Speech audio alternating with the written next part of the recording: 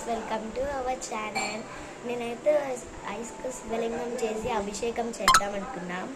So అందుకని ఇప్పుడు చేద్దాం, చూద్దాం పదండి. ఐస్తో శివలింగం అని చెప్పాం కదా, ఇదిగోండి ఒక 2 బౌల్స్ ఇట్లా వాటర్ పెట్టుకొని ఫ్రిడ్జ్లో పెట్టాను. ఒక గ్లాస్ ఈ 3 పెట్టేసాను అనమాట ఐస్ శివలింగంకి. సో ఐస్తో శివలింగం రెడీ అనమాట. ఇప్పుడు మటుకి మనం బొట్టు పెట్టేద్దాం, పూది మటుకి పెట్టేద్దాం, అభిషేకం చేసేద్దాం శివుడికి. ఫస్ట్ మటుకి పాలు పోసేద్దాం, తర్వాత వాటర్ పోసేద్దాం, చక్కెర పోసేద్దాం, తర్వాత వాటర్ పోసేద్దాం, తర్వాత వాటర్ పోసేద్దాం, మళ్ళీ విభూది పోసేద్దాం, తర్వాత వాటర్ చూసి శుభ్రం చేసేద్దాం శివుణ్ణి. శుభ్రం అయ్యాక బొట్టు విభూది పెడదాం అభిషేకంతో.